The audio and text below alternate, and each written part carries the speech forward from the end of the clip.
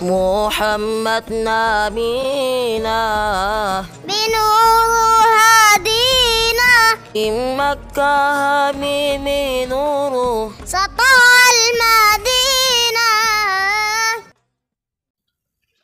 Assalamualaikum warahmatullahi wabarakatuh.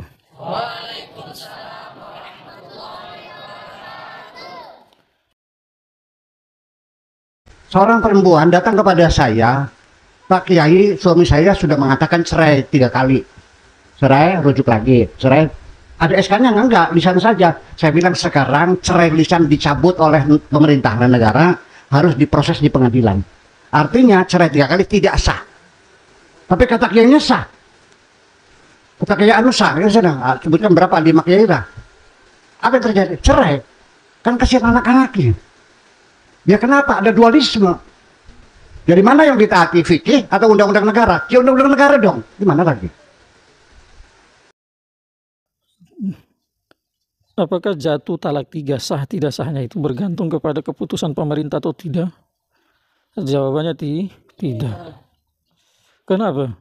Karena saat suami menjatuhkan talak yang ketiga kepada seorang istri, keputusan telah jatuh itu bukan yang memutuskan para fuqaha atau bukan yang memutuskan adalah pemerintah, tetapi itu keputusan Allah, murni keputusan Allah.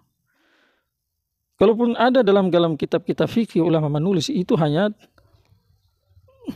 hukum Allah dari Al-Quran yang ditulis dalam kitab fikih. Dan ini bukan masalah mukhtalafun fihi. Sebagaimana Allah sampaikan dalam Al-Quran, fa in tallaqaha fala tahillu lahu min ba'du hatta tankiha zaujan ghairah. Maka apabila si suami menceraikan, mentalak istrinya dengan talak 3, setelah itu si istri tidak lagi halal bagi si suami sampai dia nikah, selesai masa iddahnya, dia nikah dengan suami yang kedua, layaknya suami istri hidup, berhubungan dan sebagainya. Kemudian si suami kedua talak dia lagi. Selesai ditalak, selesai masa iddah dari suami yang kedua, baru suami yang pertama dihalalkan untuk menikah dengan istrinya tadi. Kalau tidak. Itu keputusan Allah. Sehingga kalau di lapangan ada laki-laki yang tanpa menggugat ke pengadilan, atau si suami tanpa menggugat ke pengadilan langsung menjatuhkan talak 3 kepada istri, jatuhlah. Kalau ada yang tidak jatuh, ini otaknya error. Mohon maaf ya. Kenapa? Siapa saya, siapa kamu yang berhak merubah keputusan Allah? Yang sudah clear, sudah titik, tidak ada komanya. Jatuh. Sekarang pemerintah memutuskan supaya talak itu berlaku dari segi catatan sivil itu ya, mungkin catatan sivil atau apa itu yang sudah terlampir di KUA bahwa si fulan ini adalah suaminya si fulan, si fulana atau si fulana adalah istrinya si fulan, supaya ini dinyatakan sudah tidak lagi, maka tinggal dilaporkan saja, disahkan ke sana. Tetapi jangan beranggapan bahwa karena tidak melalui KUA sehingga talaknya tidak sah, ini salah besar dengan dalil anak-anaknya kasih yang jelas dinyambung. Setahu saya pemerintah juga dalam membuat aturan ini bukan untuk merubah hukum Allah gitu, tetapi situ ada maslahat. Sebagian oknum laki-laki sukanya nikah gonta-ganti, sini nikah lagi, sana nikah lagi, sana nikah lagi.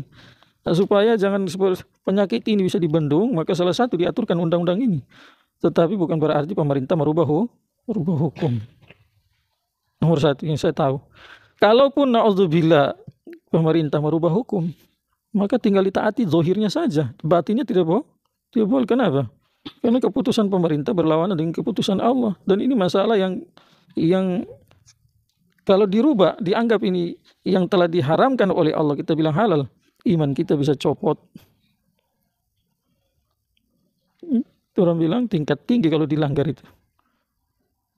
Kalau tidak dianggap itu bukan satu yang sudah diharamkan, tidak dianggap, tidak diyakini bahwa ini satu yang halal, tetapi dilanggar hukum Allah, maka selama-lamanya berzina. Setelah suami jatuhkan talak 3, kepada si istri tanpa melalui proses pengadilan kantor, pengadilan agama. Kalau ikuti orang yang selalu mengedepankan akal daripada wahyu ini, maka ini suami istri hidup dalam keadaan zina. Anaknya nanti lahir anak zina, seumur hidup zina. Nabi bersabda, la ta'atal makhluki fi ma'asiyatillah. Tidak boleh, tidak ada taat bagi makhluk dalam bermaksiat kepada Allah. Nomor 2, kalau pemerintah merubah hukum Allah, maka taatnya hanya zahir. Taat zahir bagaimana? Tinggal sudah jatuh talak 3, dihitung sah, bawa, orang bilang bawanya hanya formalitas saja. Pergi ulang ke pengadilan, kemudian dijatuhkan di sana ulang talak 3. Setelah itu dibuatkan surat perceraian, dibatalkan pernikahan pertama, selesai urusan. Jadi dua-duanya berlaku. Tapi dari segi keyakinan, tanpa membawa ke pengadilan agama sudah satu titik.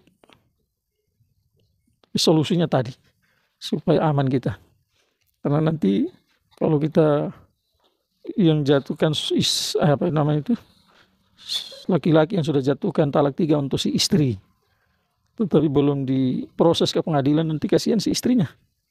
Saat dia mau menikah lewat pengadilan agama tidak disahkan nanti, karena statusnya masih istri sebulan. Maka tinggal disahkan lewat pengadilan saja, supaya dua-duanya punya kebebasan bisa menikah lagi. Bagi si suami tidak ada masalah, dia bisa langsung nikah lagi, tidak perlu iddah lagi, melalui iddah, masa-masa iddah, kemudian si istri setelah melalui iddah. Maka saya ulangi, yang berpendapat bahwa ini adalah produk para fuqaha, jelas tidak mengerti apa yang ditulis oleh para fuqaha. Tidak semua dalam kitab fikih itu adalah masail-masail yang berkaitan dengan ijtihadi, tidak.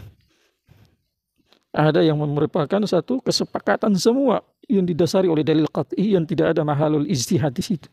Salah satunya ini. Semoga bermanfaat. Subhanallah.